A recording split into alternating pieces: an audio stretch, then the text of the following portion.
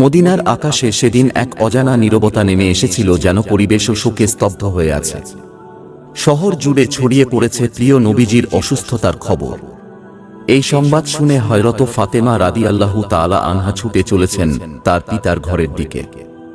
দিনটা যেন চাঁদের আলো থেকেও নিঃশ্বাসরুদ্ধ হয়ে পড়েছে। সাহাবায়ে কেরামগণ বসে আছেন নীরবতায়। কারো চোখ অশ্রুসিক্ত, কেউ আবার ভারাক্রান্ত হৃদয়ে পাথরের মতো স্থবির হয়ে বসে আছেন। কারো মুখে কোনো কথা নেই, শুধু চাপা কান্নার ধ্বনি শোনা যাচ্ছে। এই সময় নবীজি সাল্লাল্লাহু আলাইহি ওয়াসাল্লাম অসুস্থ অবস্থায় ঘরে শুয়ে আছেন। তার পাশে উপস্থিত হযরত ফাতেমা রাদিয়াল্লাহু তাআলা আনহা ও আম্মাজান আয়েশা রাদিয়াল্লাহু তাআলা আনহা। হঠাৎ নবীজি সাল্লাল্লাহু আলাইহি ওয়াসাল্লাম বললেন, হে আয়েশা, আবু বক্করকে খবর দাও। কিন্তু তার আগেই হযরত আবু বক্কর রাদিয়াল্লাহু তাআলা আনহু ঘরে প্রবেশ করলেন। তখন রাসূল সাল্লাল্লাহু আলাইহি ওয়াসাল্লাম তাকে উদ্দেশ্য করে বললেন, হে আবু বক্কর, আমি তোমার হাতে একটি আমানত রেখে যাচ্ছি। তুমি আমার সাহাবীদের দায়িত্বের কথা মনে রাখবে। এই কথাগুলো চলছিল, এমন সময় ঘরের পরিবেশ হঠাৎ পরিবর্তিত হয়ে যায়। এক অনন্য নূরের ঝলকানি ঘরের চারপাশে ছড়িয়ে পড়ে। হযরত আয়েশা রাদিয়াল্লাহু তাআলা আনহা বিস্ময়ে তাকিয়ে দেখলেন, গৃহের বাইরের দিকে দাঁড়িয়ে আছেন এক সুদর্শন পুরুষ, যার চেহারায় এক অজানা জ্যোতি ঝলমল করছে। রাসূলুল্লাহ সাল্লাল্লাহু আলাইহি ওয়াসাল্লাম জিজ্ঞেস করলেন, দরজার বাইরে কে অপেক্ষা করছে? হে ফাতেমা, দরজাটি খুলে দাও। তখন হযরত ফাতেমা রাদিয়াল্লাহু তাআলা আনহা বললেন, ইয়া রাসূলুল্লাহ, আমি তাকে চিনতে পারছি না। তিনি এক চমৎকার রূপবান ব্যক্তি। নবীজি সাল্লাল্লাহু আলাইহি ওয়াসাল্লাম উত্তর দিলেন, তুমি কিভাবে চিনবে? তিনি এমন একজন মহাপরাক্রমশালী ফেরেশতা, যিনি কখনো খালি হাতে ফিরে যান না। তিনি হলেন মালাকুল মাউত হযরত আজরাইল আলাইহিস সালাম। এই কথা শুনে হযরত ফাতেমা রাদিয়াল্লাহু তাআলা আনহা চোখ থেকে অশ্রু ঝরাতে লাগলেন। মুহূর্তেই পরিবেশ আরো গম্ভীর হয়ে উঠল।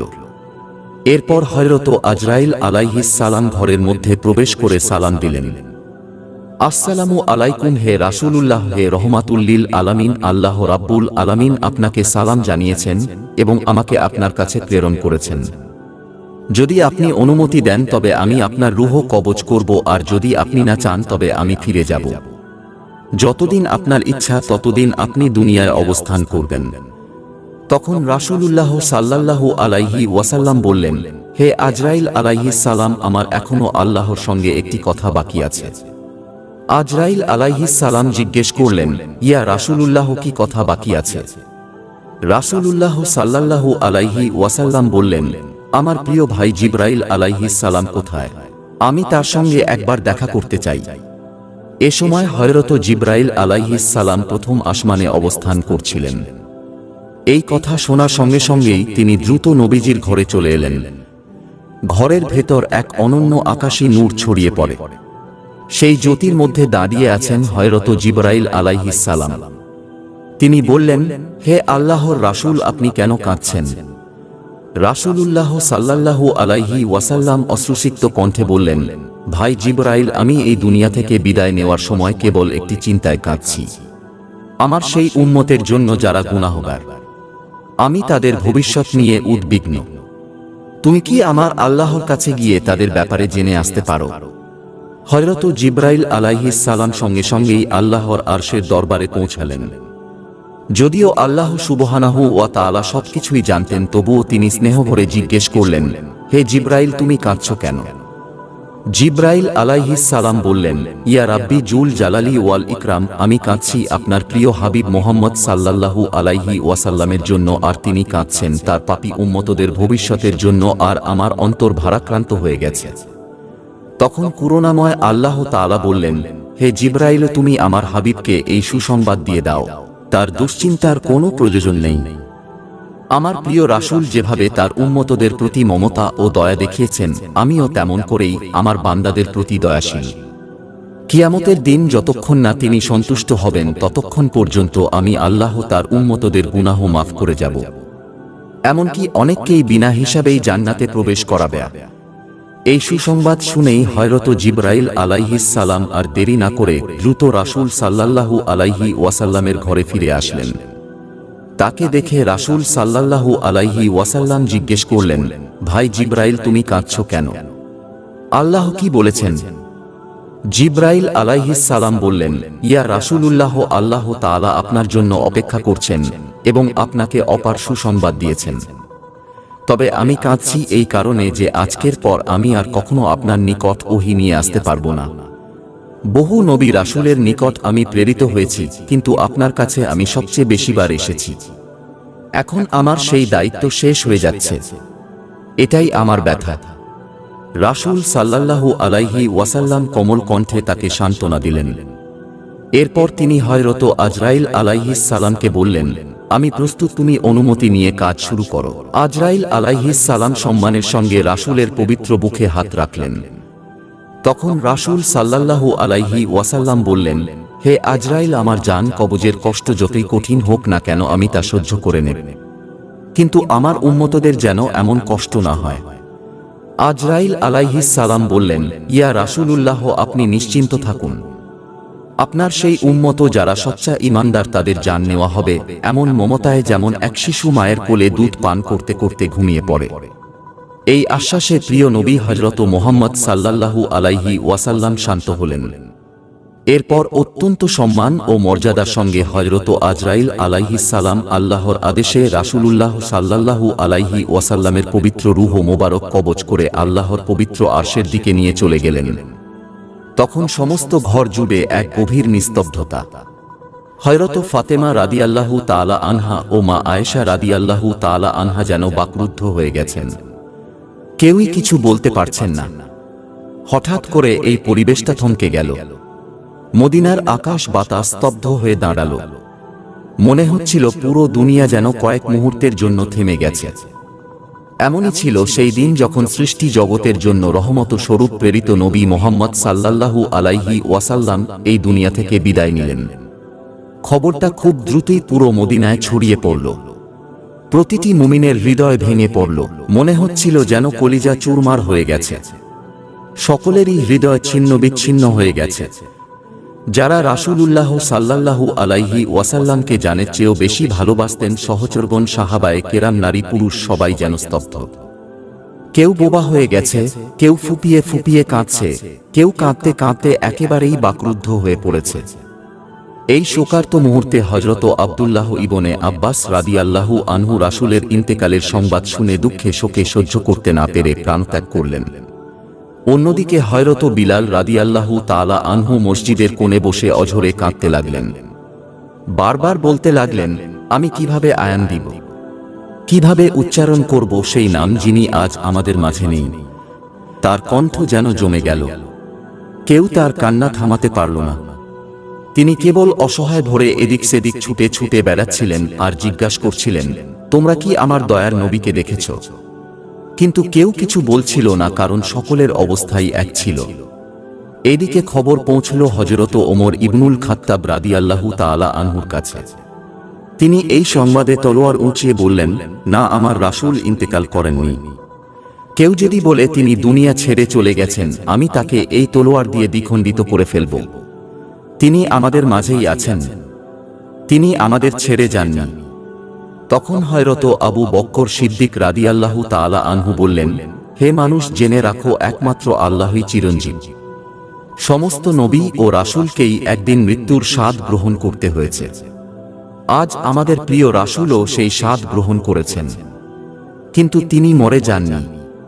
তিনি বেঁচে আছেন তার দাওয়াতে, তার চরিত্রে এবং আমাদের অন্তরের গভীরে।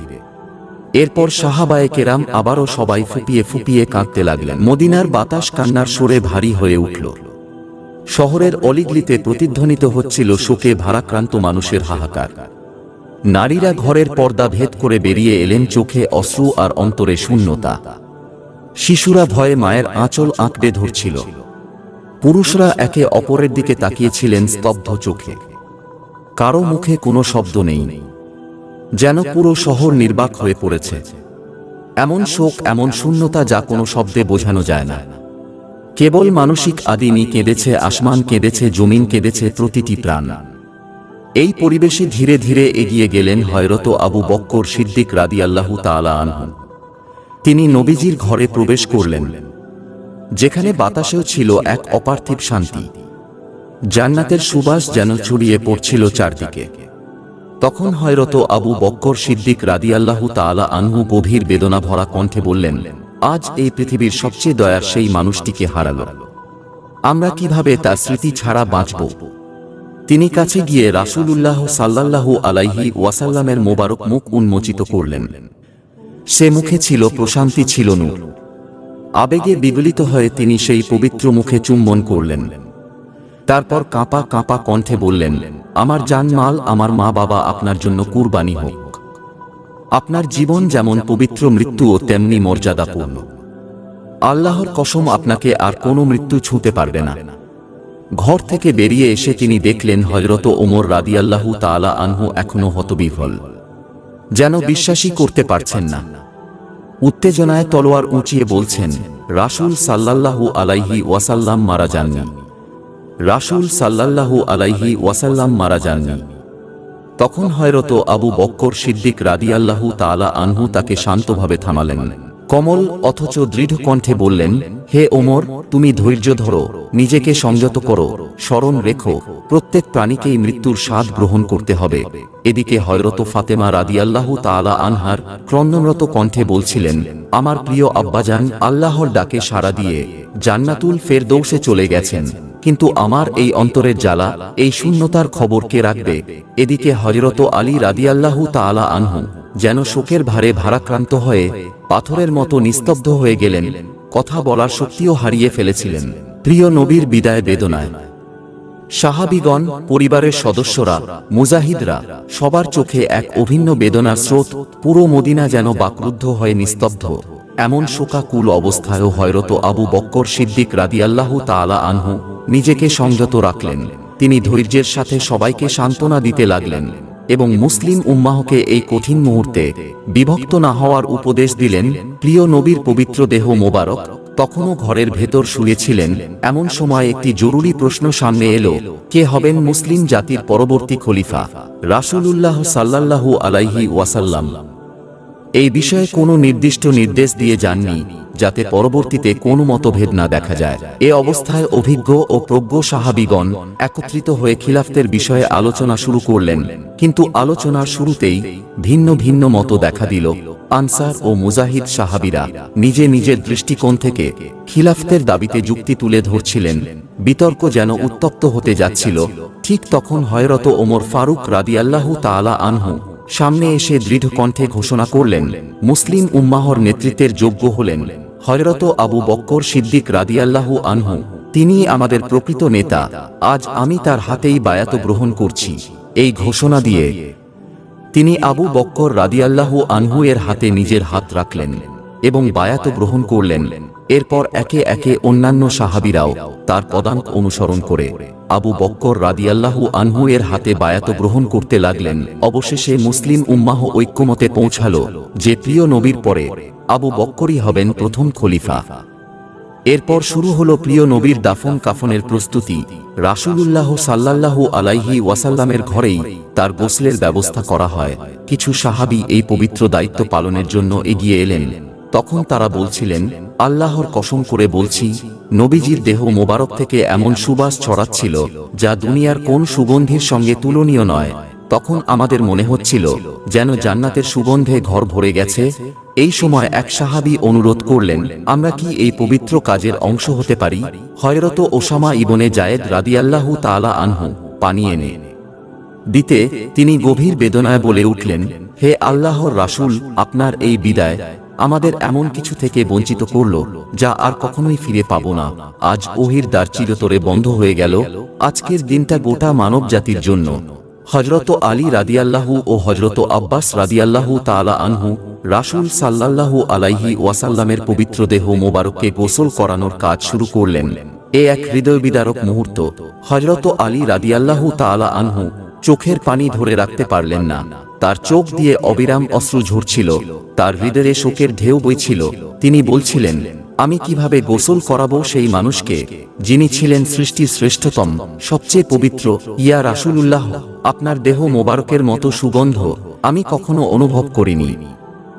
সাহাবীগণ অত্যন্ত সম্মান ও ভালোবাসার সঙ্গে গোসলের কার্য সম্পাদন করলেন। গোসল শেষে নবীজির জন্য 3টি কাপড়ে কাফনের ব্যবস্থা করা হয়, কিন্তু এরপরেই সাহাবীদের মধ্যে দাফনের স্থান নিয়ে মতভেদ দেখা দিল।